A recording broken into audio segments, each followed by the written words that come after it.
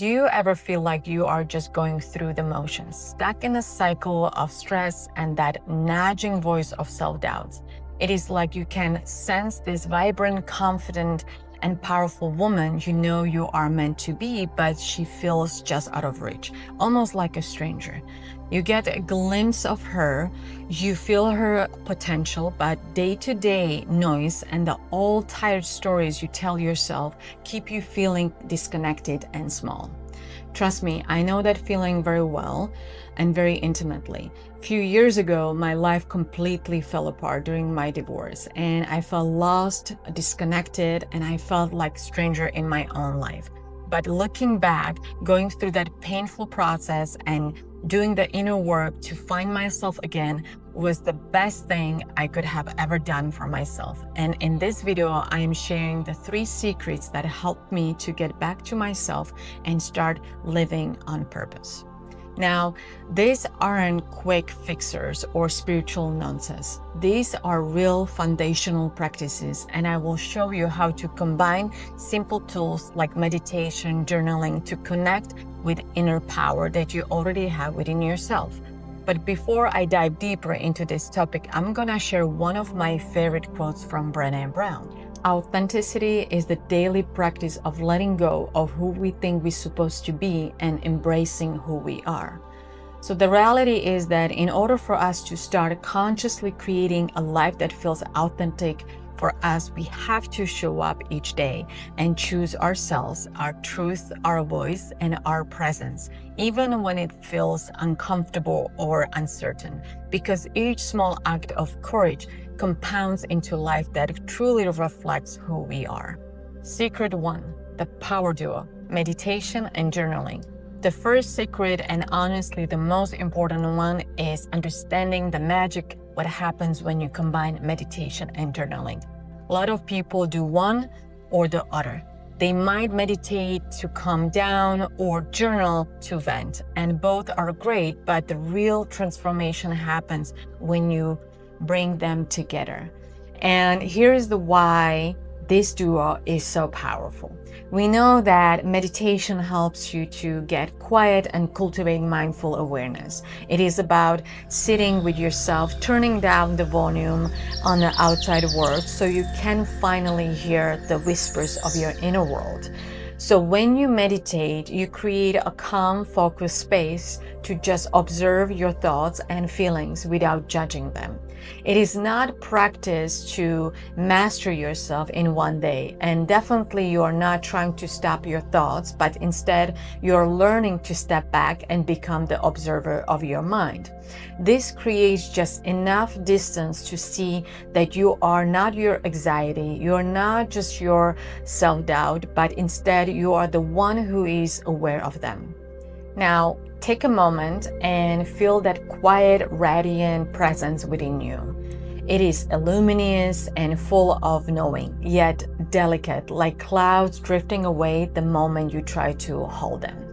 This is where journaling becomes sacred, not as a record of your day, but as a ritual to capture and anchor those feelings inside so they can guide your choices, your growth, and your inner awakening.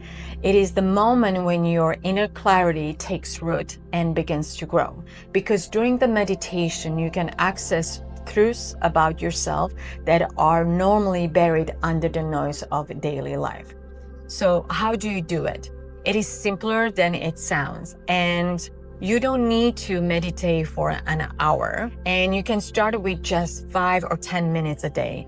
And I need to be firm here because it is very important. This is the point where the excuses will show up. Like, for example, I can't quiet my mind, or meditation just isn't for me, and I got it. But this space is for women who are ready to commit, for those who truly want to help themselves. So let's leave those excuses at the door, because the goal isn't about being perfect, but the goal is just to show up for yourself. So find a quiet spot, close your eyes, and focus on your breath.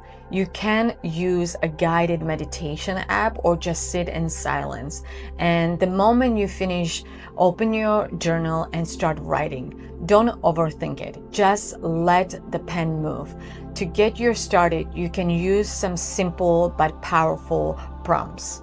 You can ask yourself, what feelings come up during my meditation, or what thoughts kept popping up? You could even ask yourself, if my current emotion were a color, what would it be and why? These combined practices build incredible emotional resilience and dramatically improves how you handle stress. This practice will give you so much clarity on what you truly value. And most importantly, this practice is an act of deep self-love where you tell yourself what you are worthy of, your own time and attention. And that is the foundation for everything else in your life. Secret 2. Mindful journaling as a path to healing. The second secret is to completely reframe what journaling is. I want you to stop seeing it as just writing down what happened in your day and start seeing it for what it truly is: a direct path to healing and self-discovery. So mindful journaling isn't about perfect grammar or beautiful sentences. It is about having a raw, honest, and non-judgmental conversation with yourself. It is a safe space where you can finally feel and process everything you have been holding onto. Now, so much of our stress and self-doubt come from suppressed emotions and unconscious beliefs running on a loop in the background. And mindful journaling is how we drag them out into the light. So when you journal with this intention, you are not just documenting your life, but you're exploring your inner landscape. And you start to uncover hidden beliefs like, I'm not worthy of love, or I have to be perfect to be accepted. You begin to see your triggers not as a flaws, but as sign points pointing directly to the parts of you that need a little more care. So how do we practice this? First, this practice treats you as whole person, recognizing that your mind, body, and spirit are all interconnected.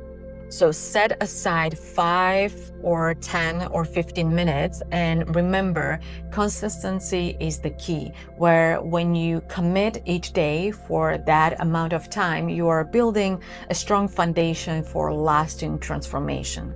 So instead of just writing what you feel or think, explore the why and ask yourself, what do I need to do to let go of today? Or what strength am I starting to see in myself?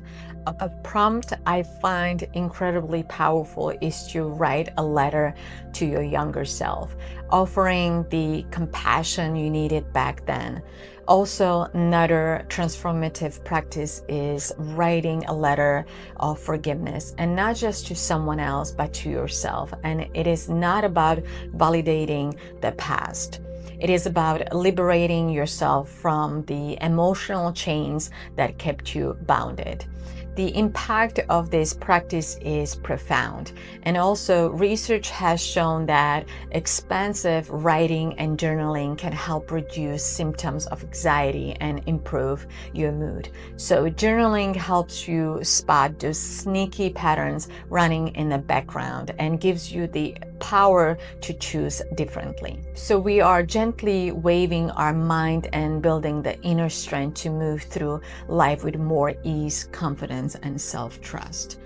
All right, a quick break, and if this is resonating with you and you're ready to go deeper on your own journey, take a second to hit that subscribe button, because I share new videos every week to support you in creating a life that isn't just successful on paper, but one that feels incredible to live. All right, and now let's move to our secret number 3. Secret 3, integrate astrology as a symbolic language. The third secret is what gave me the map I so desperately needed during my darkest time. When I was going through my divorce, everything was blurry and I felt completely lost. I was blaming myself for everything, stuck in the painful loop of what ifs and if onlys. I just wanted to understand why my life was unfolding that way. So I put myself on a quest, and in my search for answers, I booked a session with astrologer.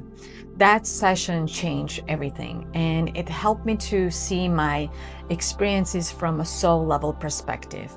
It wasn't about blaming myself or feeling like I failed. It was about growth, the evolution of my soul, and profound lessons that I needed to learn. So I understood that if I want to heal, I need to know more about myself and my birth chart. Basically, the snapshot of the sky at my first breath gave me the framework to understand my own patterns and challenges, not as flaws, but as part of my unique blueprint. And this is a huge part of what I do with my clients, basically helping them to see the patterns and potentials they can not see yet for themselves. And this is what astrology can offer you too. So let's look at how you can weave this into your life by syncing your meditation and journaling with the archetypal energies of the current astrological season. So for example, the moon is basically our emotional GPS. Journaling with its phases make it way easy to tune in. So at the new moon, dream big and write down what you want to invite in. And at the full moon, let go of what is holding you back and make some space for new energy. When Mercury goes retrograde, it is famous for miscommunication, but instead of stressing yourself out, use it as a chance to reflect. During this time, journal about how you talk to yourself and others, or revisit old ideas and make adjustments. Using astrology this way can help you cultivate a deep sense of self-acceptance. It is a framework that allows you to see your challenges not as personal failures, but as a part of your unique blueprint designed for your growth. And it is about to stop fighting against your natural rhythm and start working with them. So now let's bring it all together. First, create your powerful duo by combining meditation and journaling to access your inner wisdom. Second, reframe journaling as a sacred path to healing. And third, use this symbolic language of astrology to create a truly personalized journey. Remember, the goal isn't to be perfect, but it's about self-compassion. The key here is consistency that builds momentum. Even a few minutes dedicated to yourself each day will compound over time, and it will lead you to incredible shifts in your mindset, also in your emotional health in your life.